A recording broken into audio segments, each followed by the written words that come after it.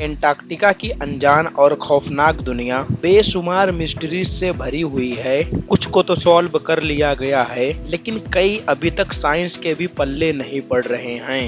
बर्फ की मोटी चादर के नीचे कौन सी दुनिया बसती है और यहाँ से मिलने वाला 10 लाख साल पुराना आइस क्यूब हमें टाइम ट्रेवल करवाकर हमें अर्थ के पास्ट में कैसे लेकर जाता है। हेलो दोस्तों एंटार्क्टिका, जिसको दुनिया का बॉटम या फिर साउथ पोल भी कहा जाता है, यहाँ की आइस शीट्स की गहराई 4.7 किलोमीटर तक रिकॉर्ड की गई है। ये इतनी गहराई है जिसमें बुर्ज खलीफा जैसी 5 बिल्डिंग को एक दूसरे के ऊपर खड़ा किया जा सकता है। इस बर्फ के अंदर लाखों साल पुराने राज आज भी दफन हैं।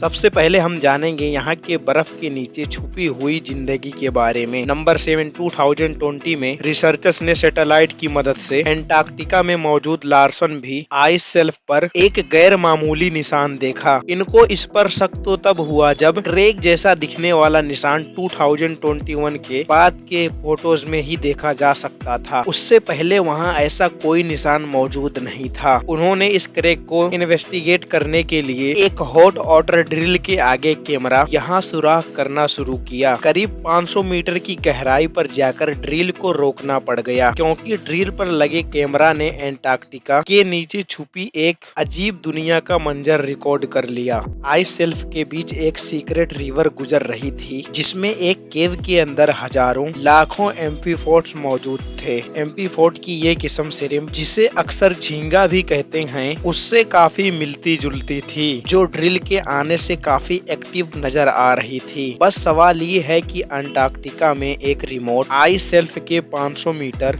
अंदर एम्फीफोर्ड्स कहां से आए और ये जिंदा रहने के लिए क्या खाते होंगे। एक्सपर्ट्स का मानना है कि समंदर में तो झींगे मरे हुए डिकम्पोज प्लांट्स खाते हैं। इसका मतलब ये हुआ कि अंटार्कटिका की इस सीक्रेट रिवर में जरूर कभी न कभी प्लांट्स भी होते होंगे, जिनको खाकर ये अपनी दुनिया बसाए बैठे हैं। नंबर 6, समंदर का अब तक का सबसे गहरा पॉइंट चैलेंजर डीप है। दूसरे नंबर पे ब्राउनसन डीप, लेकिन तीसरा गहरा पॉइंट एंटार्क्टिका के पास ओशन में मौजूद फैक्टोरियन डीप के नाम से जाना जाता है। इसको 2019 में डिस्कवर किया गया था, जिसकी गहराई 7436 मीटर्स कैलकुलेट की गई है। फैक्टोरियन डीप को सोनार स्कैनिंग की मदद से एंटार्क्टिका के करीब डिटेक्ट किया गया है। इसमें शिप पर सोनार स्कैनर लगाकर सदर्न सी के बर्फीले पानी पर चलाया जाता है। अभी तक सी फ्लोर का जो मैप सोनार स्कैनिंग ने जो बनाया है, उसमें 1200 टेस्ट लगे हैं, लेकिन अभी भी रिसर्चर्स ये जान नहीं पाए कि ये पॉइंट कैसे बना था और इसके आसपास समंदरी फर्श के साथ क्या कनेक्शन है।